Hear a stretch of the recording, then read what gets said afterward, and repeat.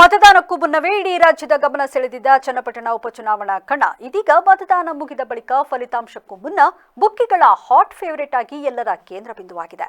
November 23ರಂದು Channapatna ಉಪಚುನಾವಣೆ ಫಲಿತಾಂಶಕ್ಕೆ ಕೇವಲ 5 ದಿನಗಳು ಬಾಕಿ ಉಳಿದಿದ್ದು, ಚನ್ನಪಟ್ಟಣ ಕ್ಷೇತ್ರ ಮತ್ತು ಪಕ್ಕದ ಮಂಡ್ಯ ಜಿಲ್ಲೆಯಲ್ಲೂ ಬೆಟ್ಟಿಂಗ್ ಜ್ವರ ಜೋರಾಗಿದೆ.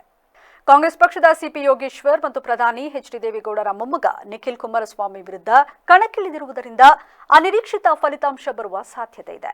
ಮತದಾನ ನಡೆದ ಮಾರನೇ ದಿನ ಮಾತನಾಡಿದ ಯೋಗೇಶ್ವರ್, ಪ್ರಚಾರದ ವೇಳೆ ಸಚಿವ ಜಮೀರ್ ಅಹ್ಮದ್ ಖಾನ್, ಎಚ್.ಡಿ. ಕುಮಾರಸ್ವಾಮಿ ಮತ್ತು ಎಚ್.ಡಿ. ದೇವೇಗೌಡರ ಕುರಿತು ಆಡಿದ ಮಾತುಗಳಿಂದ ಲಾಭದಷ್ಟೇ ನಷ್ಟವೂ ಆಗಿದೆ.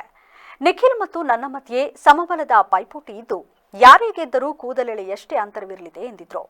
ಯೋಗೇಶ್ವರ್ ಈ ಮಾತು ಬೆಟ್ಟಿಂಗ್ ಲೆಕ್ಕಾಚಾರ ಬದಲಿಸಿರುವುದು ನಿಜ. ಕಾಂಗ್ರೆಸ್ ಅಭ್ಯರ್ಥಿ ಫಲಿತಾಂಶಕ್ಕೆ ಮುಂಚೆಯೇ ಸೋಲು ಒಪ್ಪಿಕೊಂಡಿದ್ದಾರೆ ಎಂಬ ಸಂದೇಶವನ್ನ ಅವರ ಮಾತುಗಳು ಹೊರಗಿನವರಿಗೆ ನೀಡಿದ್ವು. ಆದರೂ ಬೆಟ್ಟಿಂಗ್ ಕಟ್ಟುವವರ ಹುಮ್ಮಸ್ಸು ಏನೂ ಕಡಿಮೆಯಾಗಿಲ್ಲ. ಜೆಡಿಎಸ್ ಪರ ಹೆಚ್ಚಿನ ಉತ್ಸಾಹ ತೋರಿದ್ದಾರೆ.